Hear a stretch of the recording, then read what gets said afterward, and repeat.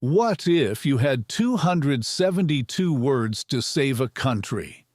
What if millions had already died for an idea and you had to tell their families it was worth it? What if you got it wrong? This is that speech. Abraham Lincoln stood in Gettysburg, where 51,000 men had just slaughtered each other over the future of human equality. He wrote a speech. Then he crossed out a sentence that could have ruined everything. Stay until the end. I'll show you exactly what he deleted and why it would have destroyed his legacy. I've also put together a free guide breaking down the 5 persuasion principles Lincoln used in this speech, techniques you can use in your own writing, presentations, and communication. Link in the description. Grab it now. So let's begin. November 19, 1863. The battle ended 4 months ago. The bodies are barely cold.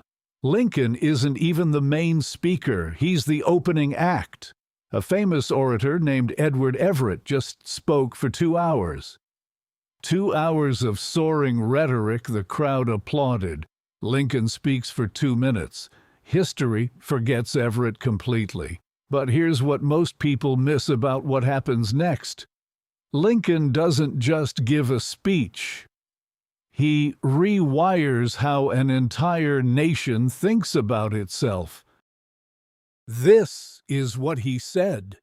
77 years ago, our fathers brought forth on this continent a new nation, conceived in liberty and dedicated to the proposition that all men are created equal. 87 years. He's reaching back to 1776. Not to the Constitution. To the Declaration of Independence. To the idea that equality wasn't just policy, it was founding principle. And there's a reason he chose those words specifically. It connects to what he deleted, but we'll get there. Now we are engaged in a great civil war, testing whether that nation or any nation so conceived and so dedicated can long endure. We are met on a great battlefield of that war. We have come to dedicate a portion of that field as a final resting place for those who here gave their lives that that nation might live. It is altogether fitting and proper that we should do this. Stop. Lincoln is about to say something that will make you uncomfortable. Because he's about to tell you that your words mean nothing. But in a larger sense, we cannot dedicate, we cannot consecrate, we cannot hallow this ground. The brave men, living and dead, who struggled here, have consecrated it, far above our poor power to add or detract. The world will little note, nor long remember what we say here, but it can never forget what they did here. He's wrong, by the way. We remember every single word. But here's what haunts me. Before he gave this speech, Lincoln crossed out an entire sentence. Words that would have shifted the entire meaning. I'll show you exactly what it said at the end. First, finish listening.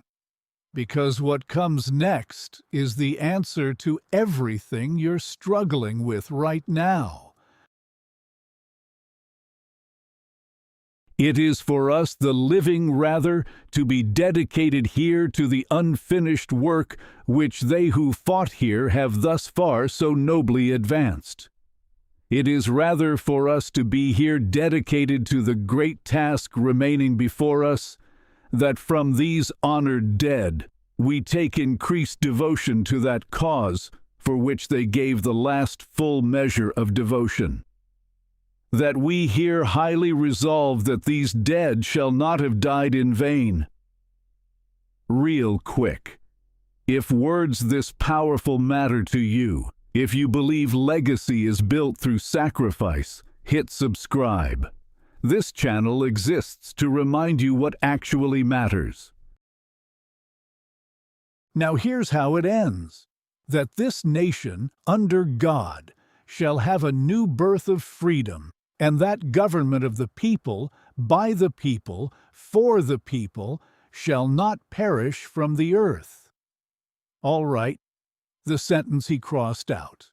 Lincoln's early drafts repeated the word "here" 3 separate times in that final call to action. It is for us, the living, rather, to be here, dedicated here to the unfinished work, which they who fought here have thus far so nobly advanced. He deleted 2 of them, because Lincoln understood something most people never learn. Power comes from what you don't say. He sacrificed emphasis for elegance, chose precision over passion. And that restraint, that sacrifice of words, is what made this speech immortal. Even in language, legacy requires sacrifice. That's one of the 5 persuasion principles I break down in the free guide. The restraint principle. Links in the description. Download it, study it, use it. 272 words, 2 minutes.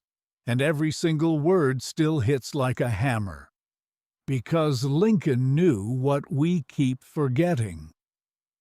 Your life isn't measured by your comfort. It's measured by what you were willing to sacrifice for something bigger than yourself. That's the part we don't like. We want comfort. We want recognition. We want guarantees. But history has never moved forward because people were comfortable. It moved because someone decided the cost was worth it. Lincoln knew the cost. He had seen the telegrams, the casualty lists, the letters from mothers who would never see their sons again. And still, he chose to ask for more.